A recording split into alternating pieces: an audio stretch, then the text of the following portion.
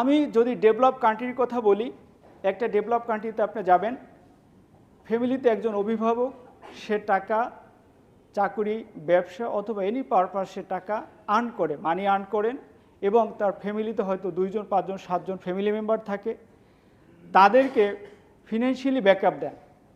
এখন ডেভেলপ কান্ট্রিতে যেটা হয় যে অভিভাবক, আল্লাহ না করুক, সে যদি কোনো ধরনের ক্রিটিক্যাল ইলনেসে পড়েন, অথবা সে কোনো অ্যাক্সিডেন্ট করেন, অথবা সে মারা যান, কীরকম সিচুয়েশন হয় কি না?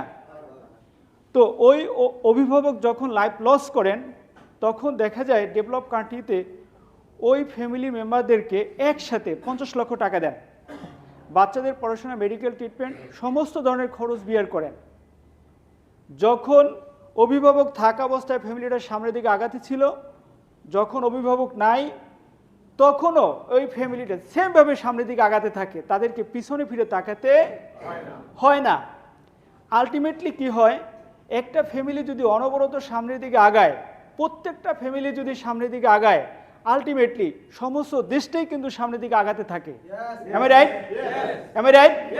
এজন্য তাদের ইকোনমিক্যাল ডেভেলপমেন্টটা শার্পলি হয়, তারা কখনো পিছনের দিকে ব্যাক করেন না। কিন্তু বাংলাদেশের প্রেক্ষাপটে কি হয়, যখন একজন অভিভাবক এরকম একটা সিচুয়েশনে পড়ে, ফ্যামিলির গার্ডিয়ান কোনো আপনার ক্রিটিক্যাল ইলনেস থেকে শুরু করে এরকম যদি সাডেনলি ডেথ ঘটে, তখন কি হয়, ওই ফ্যামিলিটা কিন্তু ফিনান্সিয়ালি একেবারেই কি হয়ে যায়, কলাপস হয়ে যায়। তখন টোটাল ফ্যামিলিটা কি অর্থকষ্টে ভুগে। আমি রাইট?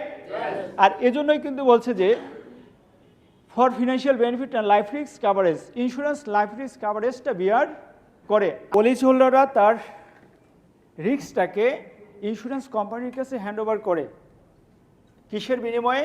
অল্প কিছু প্রিমিয়ামের বিনিময়ে। এখানে একটা চিত্র আছে, একটু দেখেন, যে সোনালী জীবন, সুখের জীবন। উপরের যে চিত্রটা, এখানে কিন্তু ফ্যামিলিটা সুন্দরভাবে চলছে, এই বাবা এই মা, তাই না? সমস্ত কিছু চলছে। যখন এই পিকচারে আপনার বাবা নাই, তখন কি সমস্ত জায়গায় প্রবলেম হচ্ছে কি না? হ্যালো, দেখা যায়?